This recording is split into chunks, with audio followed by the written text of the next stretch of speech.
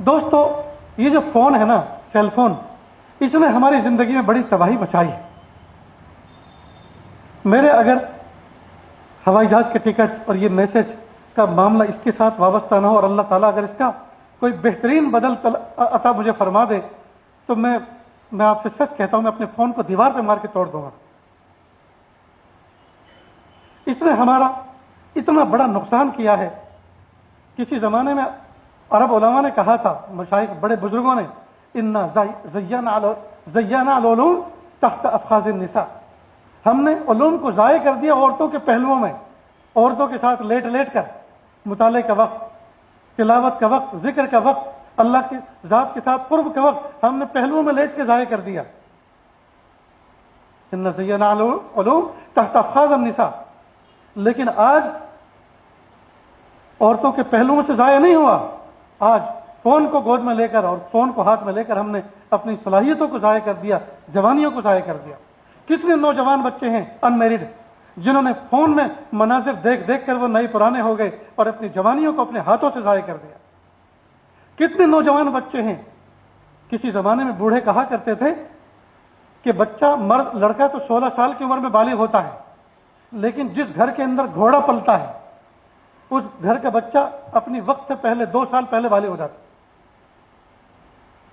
اصل میں گھوڑے کے اندر کچھ شرارت ہوتی ہے، تو جس گھر میں ایسے بچے ہوں اور وہ گھوڑے دیکھتے رہیں تو پھر ان کے جذبات دوسرے بنتے ہیں۔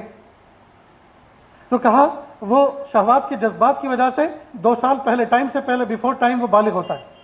لیکن اب تو حال یہ ہے، کسی زمانے میں 30 سال کے ہو جاتے تھے، شادی سے پہلے آپس کی شرمگاہوں کا تصور نہیں ہوتا تھا، یہ پتہ نہیں ہوتا تھا کہ شرمگاہ ایک دوسرے کی کیسی ہوتی ہے۔ اور آج 5 سال کے بچے سے پوچھ لو کہ شرمگاہ کیسی ہوتی ہے، ڈرائنگ کر کے بتا دے گا۔ یہ کیا ہے؟ یہ فون نے تباہی ہماری زندگی میں لا کے رکھی ہے۔ اس لیے دوستو ماحول بنائیں اپنے گھر کے اندر، ماں باپ اپنے بچوں پہ ایک رعب رکھیں اور خود احتیاط کریں، تبھی تو بچے کریں گے۔ باپ خود سگریٹ پی رہا ہے، بیٹے کا اے سگریٹ پی رہا ہے، شرم نہیں آتی تجھے؟ تو بیٹا اگرچہ چھوٹا ہے، آج وہ کچھ کہہ نہیں سکتا، آپ سے روب کھا گیا، لیکن آپ نے اس کو سگریٹ سے تو باز کر دیا، لیکن اس کے دل کو تو آپ نے شاکی بنا کے رکھا۔ اس کا دل تو مطمئن نہیں ہوا آپ کی دھمکی سے، وہ تو یوں کہے گا نا خود تو پی رہے اور مجھے منع کرتے ہیں۔ ہم اپنے بچوں کو کہے فون دیکھ رہے ہو سو جاؤ، اور خود واٹس ایپ پہ لگے ہوئے ہیں، فیس بک پہ لگے ہوئے ہیں، یوٹیوب پہ لگے ہوئے ہیں، تو یہ بے عمل بندے کی بات جو ہے وہ پھر مؤثر نہیں ہوا کرتی۔ اس لہٰذا عہد کریں کہ رات کو 10 بجے ہم سب کے سب ڈیٹا آف کر دیں گے، ختم۔ کسی کو رنگ کرنی ہو، کوئی ایمرجنسی کال ہو تو کال کر لیں، ڈیٹا آف کرنے سے کال آف نہیں ہوا کرتی۔ اور اپنے بچے اور بچیوں سے، جوان بچے اور بچیوں سے جو ان میرڈ ہیں، ان سے فون جمع کر لیں، بلاؤ بیٹا ہمارے روم میں پہنچاؤ اپنے فون، خبردار میٹھی نیند سو جاؤ، صبح کو جلدی اٹھو، پڑھنا ہو تو کوئی کتاب پڑھو، قرآن پاک پڑھو، دینی کتاب پڑھو، یا پھر سو جاؤ اور صبح کو جلدی۔ آج سب کو شکایت ہے کہ نیند نہیں آتی، ارے نیند تو آتی ہے فون بند کرنے سے، میٹھی نیند آتی ہے ڈیٹا آف کرنے سے۔ اب چالو ہے اور سو رہے ہیں، خیال ہے دیکھو کس کا میسج آئے، اور یہ جو گروپ بنے ہوئے ہیں اللہ اکبر، 24 گھنٹے کوئی نہ کوئی ایکٹیو رہتا ہے۔ ایسا لگتا ہے شیطان خود تو چھٹی پہ چلا گیا اور گروپ کے ہر ممبر کو جو ہے بٹھا کے گیا ہے کہ جس وقت وہ سو جائے تو تو جاگنا، وہ سو جائے تو تو جاگنا۔ کیا تماشا ہے میرے بھائیوں، یہ مقام ہنسنے کا نہیں، یہ آہ نکالنے کا ہے۔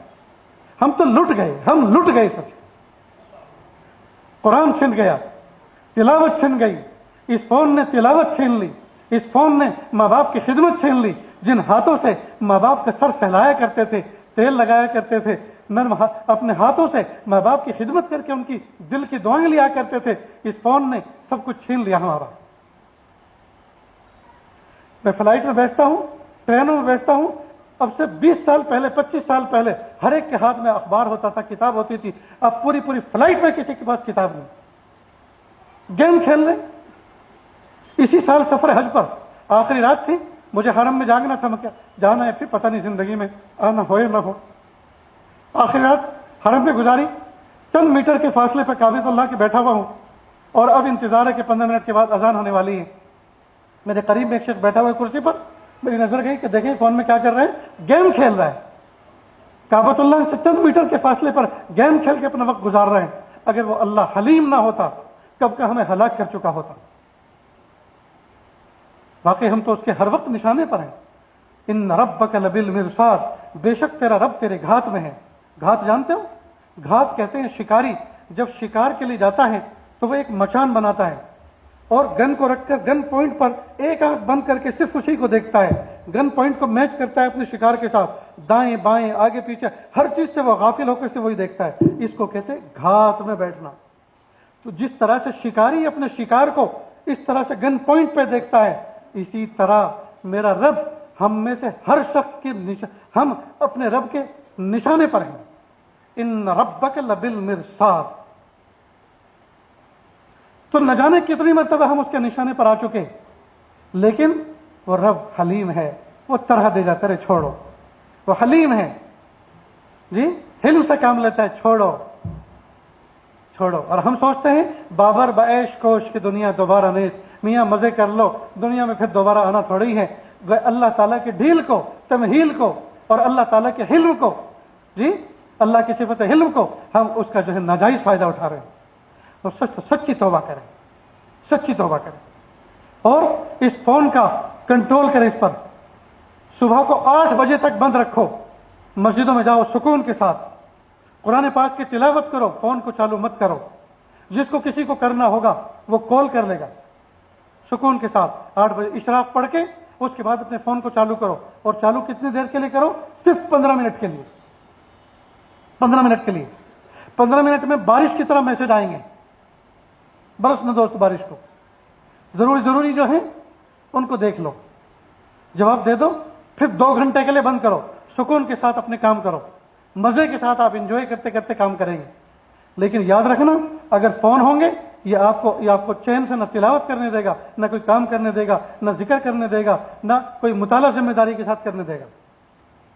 جو لوگ فون بالکل آف کر کے مطالعہ کرتے ہیں وہ ذمہ دارانہ مطالعہ کرتے ہیں. جو لوگ فون کو آف آن کر کے اور اسکرین کو اوپر کر کے یوں بیٹھتے ہیں تو ایک نظر اس پر اور ایک نظر اس پر، ایک نظر اس پر ایک نظر اس پر، اور کئی مرتبہ تلاوت کر رہے ہیں اور ادھر میسج آیا فوراً مسکراتے ہوئے ادھر قرآن بند کیا، اس کو چالو کیا. ہائے ہائے، کتنی غیرت کی بات ہے. اللہ پاک نے اس وقت ہاتھوں کو شل کیوں نہیں کر دیا؟ ذات حق سے وابستہ ہو کر، خالق سے ہم کلام ہو کر اس کا کلام کو روکا اور مخلوق سے کلام شروع کیا. میں نے مسجد نبوی کے اندر دیکھا ایک عرب نوجوان کو کہ 4 رکعت کے بعد ترویح میں تھوڑی دیر وہ بیٹھا 4 رکعت کے بعد، اور فوراً اس نے موبائل نکالا اور واٹس ایپ کلیئر کرنے شروع کیے. سب کو پڑھا، اس کا جواب بھی دے رہا ہے، اور ادھر تلاوت شروع ہو چکی. اور جب پہلے رکوع میں گیا جلدی سے اللہ اکبر. ہائے ہائے، مسجد نبوی میں. میرے بھائیوں، یہ درد جو مجھے کہنا تھا کہا.